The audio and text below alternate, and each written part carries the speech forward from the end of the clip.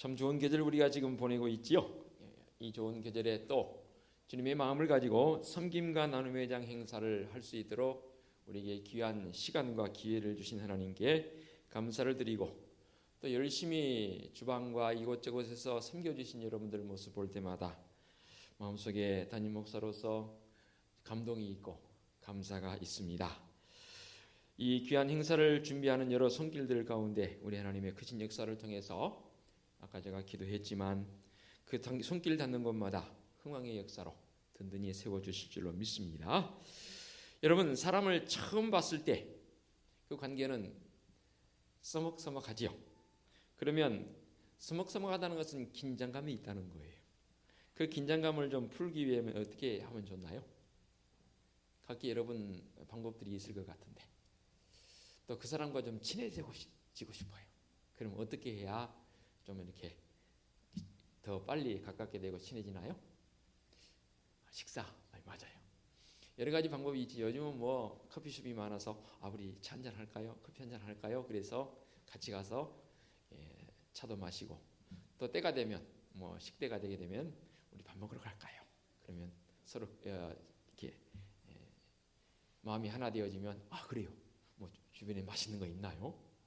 맛있는 거 아니어도 우리 같이 가면 좋으니 갑시다 해서 또 음식점에 가서 서로 밥 먹으면서 도란도란 대화도 나누고, 또 때로는 호적 조사도 하고, 그렇죠? 그럼을 통해서 서로 가깝게 되어지는 모습을 보게 됩니다. 이사를 했습니다. 그러면 그 이사한 과정에서 떡을 해오지요. 제가 처음에 여기 교회로 부임해서 오는데 떡을 2번이나 제가 기억이 날린 것 같아요. 먼저 이사를 간다니까 제가 부목사로 섬기던 교회에서 떡을 해줬어요. 가서 이사짐 풀자마자 주위에 떡을 나누라고. 그리고 나서 또 우리 교회에서 떡을 한번 더 해준, 제가 기억에 더 해준 것 같아요. 왜 떡을 나누나요? 신고시 가는 거예요. 저 이 집에 이사 왔으니까 서로 관계 좋게 합시다라는, 그런, 또 친해지고 싶습니다라는 그런 마음으로 떡을 내서 나누기도 하지요. 지금은 없어져 버렸지만 시골 가면 지금도 있긴 해요. 대가족이 살다 보니까 내가 모시던 부모님 생신이 돌아왔어요. 그러면 생신이 돌아오면 어떻게 해요? 가족끼리만 요즘은 보내지만 옛날은 어땠어요? 음식 조금 더 해서 동네 분들을 모셔서 오늘 우리 아버님 생신이라고. 그럼 그분도 그냥 오나요? 작은 그릇 하나씩 들고 와서 축하하기도 하고 또 음식 나누기도 하고, 그런 정이 사실 있었어요. 근데 요즘은 그런 정도 좀 사라진 것 같아서 안타까움이 있습니다. 언제부터인가 우리의 마음이 닫혔어요. 그래서 교회에서라도 이런 마음 닫힌 것을 좀 열고 서로 함께하고자 하는 의도가 바로 이 섬김과 나눔의 행사라고 저는 생각되어집니다. 물론 큰 교회에서는 수익금을 얻어서 그것을 통해서 또 이웃을 돕고 또 선교사에게 쓰기도 하기 위해서 어떤 큰 교회들은 이 섬김과 나눔의 장, 그것을 바자회라는 명목으로 하지 않습니까? 제가 밖에 나가서 뭐 여러 가지 일들을 하면서 주변 분들 만나잖아요. 그러면 우리 오는 주일에 섬김과 나눔의 장 행사하거든요. 그럼 그게 뭐예요? 그러더라고요. 섬김과 나눔이라는 단어를 알겠는데 그게 뭐 하는 게 섬김과 나눔의 장 행사하느냐라고 묻기도 합니다. 그럼 제가 그거는요, 쉽게 말하면 바자회예요. 근데 우리 교회는 달라요. 뭐가 다른데요? 여타의 교회들은 어디서 물건을 떼와서, 그렇죠? 그 물건을 이렇게 이제 팔아서 그 물건 값은 다시 이렇게 드리고 이익금만 가지고 우리 계산해서 서로 이제 이익금을 함께 합산해서 얻은 걸 가지고 말 그대로 또 돕기도 하고 나누기도 하는데, 우리 교회는 좀 달라요. 지금 조금 그런 모습들이 약간 달라지긴 했지만, 제가 이 교회 처음 왔을 때 섬김과 그때는 섬김의 장, 나눔의 장 봄, 가을을 했습니다. 통합해서 지금 하나로 하지만 좀 굉장히 저도 인상적이었습니다. 처음 와가지고. 뭐가 인상적이었냐면, 지금 매년 이 부분을 설명을 드렸지요. 특히 처음 오신 분들을 위해서 제가 설명을 드립니다. 음식을 파는데 그 음식의 재료를 교회에서 공급해 준 게 아니고, 예를 들어 식혜입니다. 식혜를 자기가 집에서 딱 해왔어요. 다 자기 돈 들여서 했어요. 그렇죠? 그리고 그 식혜를 성도들이, 그때는 뭐 값이 정해진 게 아니라 식혜 한 병 또는 작은 병, 큰 병이 됐건 자기 마음 이끄심 따라서 돈을 넣고 갔어요. 지금은 딱 가격을 정하기도 하지만, 그런데 알고 보니까 그 식혜가 남으니까 그냥 가져간 게 아니라 그 식혜를 또 자기가 사가드리니까. 저 그 모습을 제가 봤어요. 그 모습 보고 이게 뭐냐? 정말로 저는 충격받았습니다. 좋은 충격. 그런 거예요, 사실은. 자기가 돈 들여서 재료를 준비해서 예를 들어서 이자야 권사님 같은 경우는 생선을 이렇게 판매하는 일을 하지 않습니까? 그걸 생선을 자기 몫으로 딱 내놓고 그렇다고 원가를 생선값을 받아가느냐? 안 해요. 전혀 안 받아가요. 다 내놓고 얻은 바 이익금을 또 교회에다 또 내놓단 말이에요. 이런 형태. 어느 교회에서도 찾아보기 쉽지 않은 그런 아름다운 전통이 사실 우리 은혜교회에 있습니다. 이게 바로 섬김과 나눔의 근본적인 모습이라고 보여집니다. 그런데 언제부터인가 우리 교회에도 이런 모습들이 조금 점점 사라지고 있는 건 아닌가 사실 조심스럽게 걱정이 되기도 합니다. 그래서 최소한 한 달에 1년에 한두 번만큼이라도 이런 마음을 좀 되살리고 성들이 함께하는 그런 시간들을 갖기 위해서 이 섬김과 나눔의 행사를 하려고 합니다. 또 얻어진 바 수익금을 통해서는 주위에 있는 사람들 향해서 쓰기도 하고 또 선교 예물로 쓰기도 하고 때로는 또 건축 예물로 쓰기도 하고 참으로 유익한데 쓰여지는 귀한 예물이 되어집니다. 우리의 마음속에 오늘 섬김과 나눔의 행사를 통해서 더 어떤 때보다도 귀한 결단의 역사가 있었으면 좋겠습니다. 그래서 주신 말씀을 통해서 먼저 말씀을 통한 결단, 그 은혜가 이 시간 있었으면 좋겠습니다. 우리 주님께서 이렇게 말씀하십니다.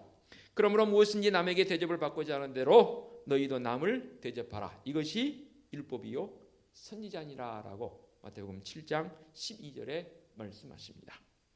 여기서 율법과 선지자라는 말은 구약 성경을 지칭합니다. 예수님 당시에는 구약 성경밖에 없었으니까 성경 말씀 그 자체가 바로 남을 대접하는 것을 즐거워해야 한다라는 그런 말씀이 되겠지요. 성경을 좀 봐보시기 바랍니다. 어떤 여러 가지 일들을 해나감에 있어서 특히 고아와 혼자 되어지신 분들 성경에서는 과부라고 표현했고요. 나그네를 제외한 행사는 하나도 없습니다. 다 그들을 다 참여시켰습니다. 이게 무슨 말이냐면 축제란 신분 고하를 막론하고 있건 없건 배웠건 못 배웠건 모두 다 하나님께서 그들을 초청의 자리로 불러라는 거예요. 잔치의 자리로 불러라는 거예요. 그래서 예수님께서 대접하는 것에 대해서 굉장히 중요하게 우리에게 말씀하시지 않습니까? 예수님께서 대접을 받으신 장면도 여러 장면에 나옵니다. 몇 가지 예를 들어볼까요? 마가복음 2장 15절에 보면 제자로 부름받은 마태가 예수님을 초청하여서 자기 집에서 예수님을 대접하는 장면이 나옵니다. 그때 바리새인들은 그 모습을 보고 뭐라 그래요? 엄청나게 비난합니다. 예수님을 향해서 세리, 사람 취급도 받지 못하는 사람들에게 손가락질을 받는 그 사람 집에 들어가서 예수님이 잡수신다는 거예요. 그러니까 별로 바리새인들에게는 환영받지 못한 예수님이지만 그럼에도 불구하고 주님께서는 그 세리의 집에 들어가서 잡수시는 것을 보게 됩니다. 또 누가복음 10장 38절 이하의 말씀을 통해서 마르다와 마리아가 주님을 대접하는 장면이 나오죠. 누가복음 19장에도 보게 되면 삭개오가 주님을 영접해서 대접하는 모습도 등장하고요. 요한복음 2장 2절의 말씀을 이해를 통해서 보게 되면 갈릴리 가나 잔치에 주님을 초청해서 또 주님께서 그것에 가나 혼인잔치 기적을 베풀어 주시지 않습니까? 심지어 누가복음 말씀 통해서는 한 바리새인이 예수님을 자기 집으로 초청해서 대접하는 장면도 누가복음 7장에 보면 나옵니다. 이외에도 예수님을 초청하고 또 예수님이 아닐지라도 다른 사람들을 초청하여서 함께하는 그런 장면들이 참 많이 나옵니다. 더더욱이 예수님께서는 한 비유의 말씀을 통해서 이 대접이 얼마나 우리에게 중요한지를 말씀하고 있습니다. 선한 사마리아 사람 비유를 통해서 생소하게 느끼는 그들을 향해서 적대감을 가지고 있던 그들을 향해서 강도 만난 사람을 예를 들지 않습니까? 선한 사마리아인 비유.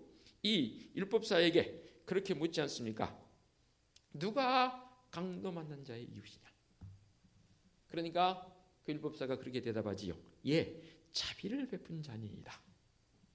그 자비는 무엇을 말합니까? 강도 만난 사람을 살펴준 그 사마리아 사람. 근본적으로는 예수님 자신을 지칭하지만 이 강도 만난 사람을 돌봐준 그 사마리아 사람이 누굽니까? 사람들로부터 그야말로 사람 대접받지 못한 그런 신분적 요소를 가졌음에도 불구하고 강도 만난 사람을 돌봐준다는 말이에요. 예, 그런 관점에서 봤을 때 이 대접이라는 것은 내게 있는 것을 나눔도 나눔이 되겠지만 뭔가를 상대방에게 베풀 수 있는 그런 마음적인, 그리고 이 사마리아 사람은 자기의 비용을 들여서 이 강도 만난 사람을 치료까지 해주지 않습니까? 그런 여러 가지 장면들을 봤을 때에 나눔과 대접이 섬김이 얼마나 중요한지를 우리 말씀을 통해서 배울 수 있습니다. 심지어 주님께서는 마태복음 22장 이하의 말씀을 통해서 보면 잔치를 베풀어놓고 손님을 청합니다. 초청장을 보내서 내가 이런 잔치를 베풀었습니다. 우리 아이가 결혼을 합니다. 그러니 우리 아이 결혼식에 와서 축복해 주십시오. 어제 우리도 결혼식 다녀왔지 않습니까? 약속했던 사람들에게, 초청장 보냈던 사람들에게 가서 이제 일하는 사람들을 지켜서 초청을 했습니다. 이제 시간이 됐으니 오십시오. 아무도 안 와요. 그러자 길거리로 나가서 누구든 이 잔치 자리에 참여시켜라 하고 주님께서 초청하는 이 말씀을 예를 들어서 설명하고 있습니다. 그렇습니다. 하나님께서는 우리 하나님께로 오는 사람들에게 언제든지 풍성한 것으로 대접하시며 준비하시며 채워주신 줄로 믿습니다. 그렇지만 사람들은 이런저런 핑계를 통해서 주님께로 오지 않습니다. 결국 저는 그래요. 이 예배하는 이 순간순간들이 바로 천국잔치이지 않겠나. 이 잔치에 초청했을 때에 그 초청에 응한 사람들이 바로 오늘 이 자리에 앉아있는 우리 성도들의 모습이 되는 줄로 믿습니다. 그러나 여전히 이 초청의 잔치에 거절하고 오지 않는 사람들이 더 많다는데 안타까움을 금할 길이 없습니다. 믿음을 가진 우리가 대접받기보다는 대접하기를 즐겨하는 사람들이 되는 안타까운 모습을 우리는 참 보게 됩니다. 왜 우리는 대접받기보다는 대접하기를 즐겨하는 사람이 되어야 하는 것인가? 은근히 우리의 마음속에는 대접받기를 더 좋아하고자 하는 그런 마음이 있어요. 가장 중요한 것은 대접하기를 즐겨하는 사람이 되기 위해서는 그 동기부여가 첫 번째가 뭐냐면 사랑의 동기부여여야 합니다. 이 사랑의 동기부여는 뭡니까? 내가 대접한 만큼 남이 나에게도 대접하리라는 생각을 가지고 대접한다면 그것은 대접이 아닙니다. 그냥 주님 말씀하신 대로 주는 것이 복되다 말씀하신 주는 것으로 끝나는 거예요. 그런데 언제부턴가 우리의 마음속에 은근한 기대감이 있습니다. 그래서 사람들은 그런 말도 해요. 뭐 give and take, 가는 정이 있어야 오는 정이 있고 등등 그런 표현들을 씁니다. 그러나 그런 표현들은 오늘 섬김과 나눔의 장 행사를 하고 있는 믿음의 사람들의 마음속에는 어울리지 않는, 맞지 않는 그런 표현입니다. 누구에게나 가리지 않고 대접할 수 있는 그 마음, 특히 나보다 나은 사람들, 여건이 나보다 지위가 높은 사람들, 나보다 더 배웠다고 생각되어진 사람들, 그들도 대접해야 되겠지만 그 반대적 상황에 있는 사람들, 여의치 못한 사람들, 사회적으로 좀 소외받는다라고 생각되어진 사람들, 특히 어린 사람들에게 대접할 수 있는 마음이 우리에게 있어야 합니다. 어떠한 다른 마음을 가진 게 아니라 순수성을 가지고 주님의 이름으로 주님께서 내게 주신 은혜에 감사해서 하는 대접을 우리는 우리의 마음속에 사랑의 동기부여로 출발점에서 해야 합니다. 또 대접하기를 즐겨하는 동기는 우리 주님의 말씀하심처럼 하나님의 나라가 우리의 본향집입니다. 이 세상은 잠시 머물다 가는 나그네와 같은 인생길의 여정입니다. 그러므로 그 부분을 신앙적인 모습으로 표현해 본다면 그냥 나그네길이라기보다는 순례자들에게는 그야말로 우리가 가지고 있어야 할 그 가짐의 모습이 그렇게 많지 않습니다. 겨우 겉옷 한 벌 정도, 조금 힘들면 지팡이 하나 정도, 이게 우리가 가져야 할 물품이지요. 더더욱이 주님의 뒤를 따른다고 말하는 주님의 자녀들은 나 자신을 부인하고 십자가를 지고 가는 순례자적 삶이 우리에게 동기부여가 되어야 합니다. 그럼에도 불구하고 가진 것은 없다 할지 몰라도, 물질적인 것은 가진 것이 없다 할지라도 우리의 마음이 우리 주님으로 말미암아 풍성하기에 그 마음을 가지고 나누고자 하는 자들, 신기한 거는요, 그 마음을 가질 때에 우리 하나님께서 진짜 물품이나 음식으로 접대할 수 있도록 공급해 주시더라고요. 그런 거 경험 안 하십니까? 수시로 합니다. 수시로. 그리고 대접하는 것을 잘하다가 뜻밖의 아브라함처럼 천사들을 접대하는 그런 소망이 우리에게 있다 그 말입니다. 아브라함은 조카 롯과 헤어진 후에 혼자 살면서 지나가는 나그네들을 대접하는 것을 즐겨했습니다. 어느 날 밖에 나가서 길가에 앉아 있는데 3명의 나그네가 길을 가는 것을 보게 됩니다. 그들을 급히 초청하여서 음식을 접대합니다. 그중 한 사람이 바로 이 표현 속에서 하나님이셨습니다. 그리고 아브라함에게 후세의 약속을 이 천사를 대접함처럼 그들을 대접하더니 그런 약속이 주어지는 것을 보게 됩니다. 창세기 18장에 기록되어진 말씀입니다. 그렇죠. 작정을 하고 의도적인 모습이 아니라 평소에 대접하는 그런 모습이 있었기에 이 3명의 나그네를 대접했더니 하나님께서 그 아브라함의 중심을 보시고 그렇게 하나님께서 나그네처럼 그렇게 아브라함에게 나타나 보이셔서 아브라함을 놀랍도록 큰 은총의 자리로 이끌고 가신 것을 보게 됩니다. 이렇게 대접하는 일을 잘함으로 복음 전도를 위해서 그 손길이 사용되어진다는 사실. 구약 시대에는 그렇지만 신약 시대에는 이 바울의 선교적 여행을 통해서 보게 되면 바울의 선교 여행 속에서 바울을 접대하고 또 순례자들 내지는 전도자들을 잘 접대해서 성경에 이름이 올라 있는 사람들이 여러 사람 있습니다. 물론 이 말씀이 기록되어질 처전 바울 때처럼 우리의 이름이 성경에 올라가지는 않겠지만 저는 분명히 하나님께서 우리의 이 섬김과 나눔의 모습을 그냥 두지 않으시라고 보여줍니다. 한번 예를 들어 볼까요? 바울과 실라가 감옥에 갇혔습니다. 하나님의 절대적인 역사로 인해서 감옥문이 열렸습니다. 이 감옥을 지키던 간수장이 죄수가 도망하면 자기의 목이 날아갑니다. 그래서 자결을 하러 갑니다. 옥문이 열렸으니까 죄수가 도망갈 것은 자명한 일 아닙니까? 그래서 이제는 이후에 자기의 어떠한 책임을 다하지 못했기 때문에 자결을 하려고 합니다. 그랬더니 바울이 말립니다. 자결하지 마시오. 우리가 여기 있습니다. 그리고 바울과 실라를 자기 집으로 데리고 갑니다.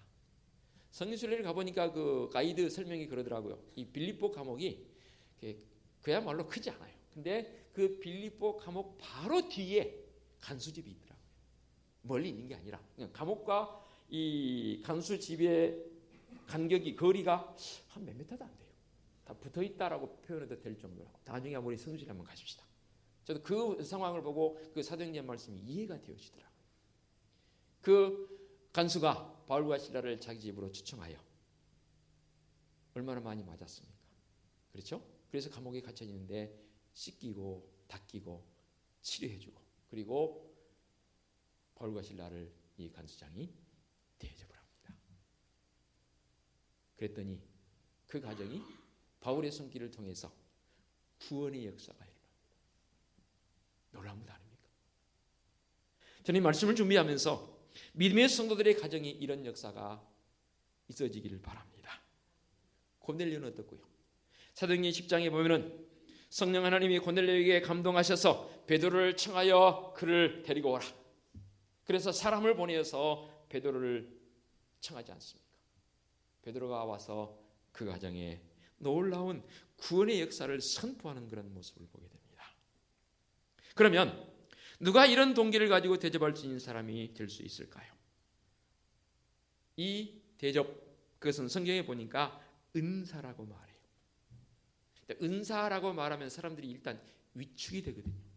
왜 위축이 되냐면 내게는 그런 은사가 없는 것 같은데 라고 말합니다. 은사는 각각 다릅니다. 그런데 이 대접도 즉 접대도 섬김도 저는 은사라고 보여집니다. 그런데 특정한 사람에게만 주어지는 은사가 아니라 이 대접의 섬김의 동기부여가 사랑이라고 그랬잖아요. 은사 중에 가장 큰 은사가 뭐라고요? 사랑의 은사라고 했습니다. 사랑의 마음을 갖지 않으면 어떤 일도 할 수 없습니다. 아니 했다 할지라도 거기에는 자기의 개인의 사심이 들어있게 됐습니다. 왜 은사라고 표현하냐면 은사의 특징이 뭐냐면 내가 노력해서 얻는 게 아닙니다. 이 은사는 좀 우리 이렇게 공부해 볼까요? by 영어가 수동태입니다. 외부로부터 주어지는 겁니다. 누구에 의해서, 내가 아닌 누구에 의해서 주어지는 게 바로 은사입니다. 그 누구가 누구냐면 우리 하나님입니다. 성령의 역사입니다. 성령의 역사를 통해서 내게 주어지는 것이 은사인데, 성령님께서 내가 믿음의 분량대로 할 수 있는 은사를 주실 때에 남을 대접할 수 있는 은사가 내게 주어지더라 그 말입니다. 그러므로 대접하는 것이 내가 하려고 하는 마음을 가진다면 그 속에는 거듭 말씀드립니다. 사심이 들어갑니다. 문제는 사심이더라. 하나님께서 공급하신 힘으로가 아닌 나의 어떤 자의적 노력으로 이 일을 감당한다면 안 된다는 말이에요. 그래서 베드로 사도를 통해서 이렇게 말씀하십니다. 만일 누가 말하려면 하나님의 말씀을 하는 것 같이 하고, 누가 봉사하려면 하나님께서 공급하신 힘으로 하는 것 같이 하라. 이는 범사의 예수 그리스도로 말미암아 하나님의 영광을 받으시게 하려 함이니 그에게 영광과 권능이 세세에 무궁하도록 있느니라. 아멘. 이렇게 표현되어 있습니다. 거듭 말씀드립니다. 만일 누가 말을 하려면 하나님의 말씀을 하는 것 같이 하라고 했습니다. 나의 의지적 나의 생각 속에 주어지는 말이 아니라 하나님의 말씀을 하는 것 같이 하고, 누가 봉사하려면 하나님이 공급하신 힘으로 하라는 겁니다. 내 힘으로 하려니까 지치고 내 힘으로 하려니까 시험이 들어요. 그런데 하나님께서 공급해 주신 힘으로 하면 시험은 무슨 시험입니까? 오히려 더 시험 드는 사람을 더 끌어안는 그런 놀라운 믿음의 사람이 되어지더라고요. 그럼 또 우리가 이렇게 말씀할 수 있으니 그냥 그렇게로 끝나느냐? 성경과 나누면 그냥 그걸로 끝나지만, 그러나 꼭 말씀을 찾아본다면 마태복음 10장 42절 이하의 말씀을 통했으면 주님의 이름으로 이런 사람에게 냉수한 것을 대접한 그 사람을 향해서 주님 뭐라고 말씀이? 결단코 내가 그 상을 잊지 아니하리라. 또는 이렇게도 해석합니다. 결단코 그 사람은 그 상을 잃지 아니하리라. 물론 우리가 상 받기 위해서 이런 섬김과 나눔을 하는 것은 아닙니다. 그런데 이런 섬김과 나눔을 하게 되면 우리 주님께서 그냥 놔두시지 않는다 그 말입니다. 여러 목사님도 표현하지만 저도 여러분에게 그렇게 표현하고 싶어요. 하나님께는 공짜가 없더라고요. 저는 늘 표현하고 하나님께는 공짜가 없더라고요. 근데 그 사람들이 그걸 몰라요. 오늘 우리에게 주신 이 말씀 2절에도 손님을 이 나그네를 대접하다가 부지중이라는 말은 무슨 말이에요? 의도되지 않는 중에서 나그네를 대접했다가 아브라함에게 그의 후손에 대한 약속을 받습니다. 놀라운 은혜 아닙니까? 조금 전에 표현했던 것처럼 고넬료라는 사람이 바로 베드로를 청해서 그를 자기 집에 불러서 대접했더니 그 가정에 구원의 은총이 임합니다. 빌립보 감옥을 지켰던 간수장의 모습은 어떻고요? 대접하는 일이 있음을 통해서 그 집이 구원의 기쁜 소식에 감동되어지는 모습. 우리 교회의 표가 큰 표입니다. 꿈과 감동이 있는 교회입니다. 늘 말씀드리니까 기도하니까 여러분들은 그냥 늘 들었던 소리이기 때문에 마음을 두지 않는 경우가 있을 수 있습니다. 꿈과 감동이 뭡니까? 꿈이란 게 비전 또는 등 여러 가지 표현을 dreams come true라는 그런 표현도 있고 등 여러 가지 표현이 꿈은 이루어진다. 세상 사람들이 말하는 꿈을 말하는 게 아닙니다. 우리의 꿈은 오직 하나님입니다. 저는 그것을 표명하고 있습니다. 내 마음속에 감동적인 모습이 주어지는 것, 꿈과 감동이 있다는 건 뭐예요? 하나님이 내 꿈이 되어지고 하나님이 내 비전이 되어지게 되면 참 놀라워요. 그 하나님이 내 속에 좌정하실 때에 모든 삶의 여건이 감동이 일어나요. 사람이 감동하면요 다해요. 감동하면 다해요. 구원의 역사와 성령의 감동으로 놀라운 역사를 경험했던 우리 믿음의 선배들의 그 모습이 오늘 비록 작은 모습일지라도 이 섬김과 나눔의 모습을 통해서 이루어지기를 원합니다. 매년 이 섬김과 나눔의 행사를 가지면서 그때마다 느낀 것은 우리 은혜숲 교회만의 전통, 우리 은혜숲 교회만이 가지고 있는 대단한 일이라고 저는 자부를 갖습니다. 서두에 말씀드린 것처럼 자기 물건과 시간과 돈까지 내놓고 또 그것을 자기 돈 내서 구입해가는 그런 일은 아마도 여타의 다른 교회에서는 보기 쉽지 않은 모습입니다. 우리 교회만의 전통입니다. 오늘 말씀의 초점을 제가 대접으로 접대로 맞췄습니다. 이 대접한다는 것, 접대한다는 것이 곧 섬김 아니겠습니까? 보세요. 섬김의 마음이 없는데 절대로 대접하지 않습니다. 접대하지 않습니다. 내 부모님 생신을 맞이해서 부모님을 섬기는 마음이 있고 주위에 있는 이웃을 섬기는 마음이 있기 때문에 그들을 초청해서 대접하는 거예요. 그런데 언제부터인가 그 마음이 사라지고 있습니다. 곧 인색해지고 있습니다. 우리 그 인색함을 좀 없이 하자고요. 인색함을 좀 버리자고요. 이런 섬기와 나눔의 행사를 하다 보면 내 마음에 안 맞는 경우도 있어요. 있나요, 없나요? 솔직히 해줍시다. 우리 하다 보면 있는 경우 다 마음에 맞나요? 왜 이런 일이 생길까요? 왜 마음이 불편할까요? 제가 그때마다 말씀드렸지요. 그때마다 여러분의 마음, 그 마음을 이런 마음으로 바꿔달라고 기도해야 합니다. 주님의 마음으로 변하게 하여 주옵소서. 사랑의 마음이 동기부여라고 했지 않습니까? 주님의 마음으로 다시 변화되어지게 되면 내가 이게 잘못 생각했구나. 오늘 이 섬기와 나눔의 행사에 온 성도들이 함께 참여하기를 원합니다. 성도들이 참여해 주지 않으면 누가 참여합니까? 어느 교회는 크게 하면서 안 믿는 사람도 초청해 와라, 이웃 초청해 와라 그러는지 우리는 그렇게 하지 않잖아요. 어찌 보면 우리들만의 잔치이지만 성도들이 참여해야 합니다. 오늘 이 일부 예배에 참여하신 분들은 대부분 섬기기 위해서 준비하기 위해서 참여한 줄 압니다. 또 좀 분주한 일이 있다 할지라도 오늘만큼은 최소한 이 예배 마치고 다시 가셨다가 12시 맞춰서 오세요. 그래서 이 섬기와 나눔의 행사를 통해서 주님의 마음을 본받고 성도들의 마음이 서로 나누어지고 하나 되어짐을 통해서 그 어느 때보다도 필요한 믿음의 성도들의 섬김 나눔, 놀라운 역사가 있어지리라 저는 기대해 봅니다.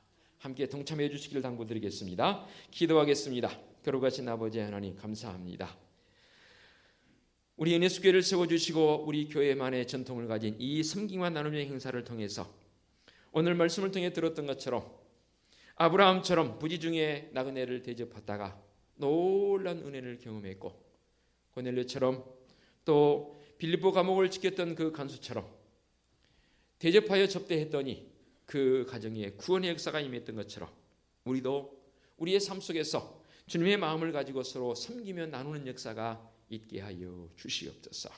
그 은혜로 나가는 우리 은혜숲교회 성도들 되어지도록 그런 종 베풀어 주시옵소서. 예수 그리스도의 이름으로 기도하옵나이다. 아멘.